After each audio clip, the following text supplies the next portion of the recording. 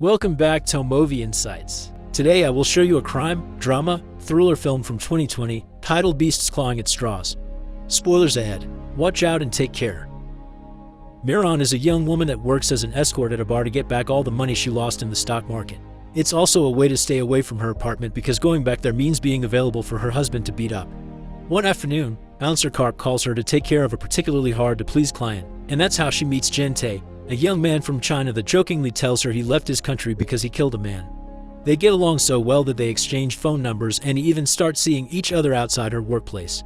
After spending the night together, Jin Tae discovers the bruises Miran's husband left on her body and comments that wife beaters never change, which he knows because his father used to hit his mother too. She was the one that didn't let him do anything about it, and Jin Tae begs Miran not to make the same mistake and put an end to it. Miran begins considering the idea when she remembers the money she would get from the life insurance policy, and after lots of thinking, she accepts sharing that money with Jin Tae and start a new life with him if he kills her husband. Miran gives Jin Tae precise instructions of where and when to find her husband, so one rainy night, he parks outside the bar the husband usually hangs out at and waits for him to come out. As soon as he sees a man leaving, Jin Tae runs over him with his car and takes the body to the forest outside the city to bury it there. When he calls Miran to tell her the news, she isn't happy to hear this result. They were supposed to make it look like a car accident, not bury him, because without a body, they'll have to wait years for her husband to officially be declared MIA before she can get the insurance money. Things get worse when suddenly, her husband enters the apartment, which means Jin Tae killed the wrong guy. She tries to call Jin Tae to tell him what's happened only to suddenly have him at her door, ready to celebrate. Miran drags him to his car to talk privately and tells him to get rid of the car and return to China, promising she'll follow him there in the future after she settles matters here and earns some money for the trip. Sometime later, Miran is too bruised to work, but there's a client that specifically wants her and won't take no for an answer. Suddenly, a beautiful lady interrupts the argument. It's the boss, Yun-hee. The client slaps her when he hears she isn't on his side, and she retaliates by breaking a bottle on his head before taking Miran with her to her office.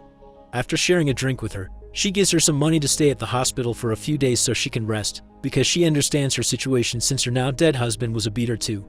If Miran ever needs her help, she is free to go to Yun-hee for it. Once she starts feeling better, Miran goes to visit Jin Tae, who is looking incredibly sick. He hasn't been sleeping well because he keeps hearing the voice of the man he killed and he's starting to think he should turn himself in, but Miran doesn't let him even when he promises he won't mention her at all. Instead, she takes him back to the forest where he buried the body so they can do a proper memorial and help the guy pass on. She thinks this should help Jin Tae find closure, but it doesn't. So when he starts hearing the voices again and runs to tell the police, Miran runs him over with her car. Crying over what she just did, Miran picks her now ringing phone. It is Yun-hee, who is calling to ask why she isn't working but still accepts to come and help her anyway. Miran buries the body while waiting for her, and once she gets there, she takes Miran to a car scrapyard where she pays some men to destroy the car. Afterward, they go back to Yun-hee's place, where she gives Miran tips on how to kill her husband without getting caught. The cause will be depression and overdrinking, and Miran must cremate the body as soon as the investigation allows her to. Said investigation takes months to close, during which Miran gets the exact same shark tattoo Yun-hee has because she likes it so much. When she finally gets the insurance money, Miran puts it all in a brown bag except for a small amount she gives Yun-hee as thanks. The two women make a toast to celebrate that Miran is about to start a new life and then that the police have found out the man Jin Tae killed had also been a horrible criminal. But Miran suddenly starts feeling dizzy, and before she falls unconscious, she realizes Yun-hee put something in her drink. She wakes up a few hours later, only to find herself in her underwear and tied to a table. Yun-hee is there too, and after lamenting not having used enough sedatives to keep Miran asleep, she proceeds to cut her body in pieces using a power saw. Meanwhile, Tae-young, a customs officer, meets with Mr. Park, a crime lord he owes money to and now is threatening him with death if he doesn't get paid. Tae-young hasn't been able to pay him back because his ex-girlfriend Yun-hee ran away with everything some months ago, but he has a plan in mind, so he convinces Mr. Park to give him another week. His plan is to use his position as customs officer to help a high school friend, Oh Dong-pal, flee the country, for which he'll get handsomely paid. For this task, he recruits the help of Karp, who is his very distant cousin but also one of Mr. Park's henchmen. At first, Karp doesn't want anything to do with it, but Tae-young promises he'll share the money and reminds him of his gambling debt, so Karp ends up accepting. The night they are supposed to meet with Dong-pal, they wait for him by the port but they can't find him. While Tae-young is waiting in his car, he's approached by a cop, Young-gu, who knows his identity and wants to ask him some questions about Dong-pal. They go to a restaurant and while eating, Young-gu tells Tae-young that Dong-pal is a wanted man because of some scams he's pulled, but Tae-young pretends he hasn't talked to Dong-pal since high school. Myung-gu also asks him some suspicious questions about his marital status before taking a selfie together and leaving, so now Tae-young has to deal with the bill. The next day, Mr. Park calls Tae-young to meet him again and tells him Karp has shared the plan with him. At first, Tae-young denies there is any plan, but when they're about to hurt Karp for lying, Tae-young decides to tell the truth to save him. Mr. Park inserts himself into the plan and demands part of the money, so now Tae-young and Karp have to double their efforts to find Don Pal or Mr. Park will kill them. To do so, Tae-young asks Karp to follow Myung-gu around to see if the clues the police get can help them as well. A couple of days later, Tae-young returns to his apartment to find Young-hee waiting for him there and making dinner. Tae-young is furious with her for having left without a word all those months ago, but Young-hee doesn't offer an explanation. She just tells him she had things to do. Seeing as this isn't enough to calm him down, Young-hee tries to leave the apartment, but Tae-young stops her because he can't deny he's missed her, and the two of them end up in bed together. Afterward, Young-hee asks him to help her leave the country using Moran's passport, but Tae-young refuses, telling her he can't trick him with intimacy any longer. Their conversation is suddenly interrupted by the doorbell. It's Myung-gu, who has brought food to make up for having made Tae-young pay for their meal the other day, and he invites himself in, getting surprised when he sees Young-hee because Tae-young had told him he was single. While the three of them share dinner, Tae-young ignores the constant calls from Karp and asks Myung-gu if the cops have found Don Pal. It turns out they haven't and he's already been arrested, so now Myung-gu is on the case of the female body they found in pieces. He shows them the shark tattoo one of the legs had, and this makes Tae-young incredibly nervous because it may mean Young-hee has killed someone. When they run out of beer, Tae-young volunteers to go to the convenience store so he can call Karp while he shops. He puts him up to date with what's going on, unaware that one of Park's henchmen is spying on Karp, and when they're done, he returns to his apartment only to find Young-hee has killed Myung-gu for touching her leg. Tae-young can't call the police if he doesn't want to be a suspect as well, so he cleans the carpet while Young-hee hides the body in the bathtub. It's then that he gets an idea, and when Young-hee leaves the restroom, he knocks her out with a pan before grabbing her bag and stealing her car keys. He rushes to the parking lot and finds the car with a bag full of money, which he takes with him as he leaves the building. Meanwhile, Young-hee wakes up to find Mr. Park and her henchmen in the apartment, so to stop them from hurting her, she calls Tae-young to prove he has the money she could share with Park. After hearing how Tae-young boasts, Park knows Young-hee has been telling the truth and sends his henchmen to catch Tae-young before he leaves the country. At the port, while waiting for the next ship to leave, Tae-young decides to spend a few hours at the local sauna.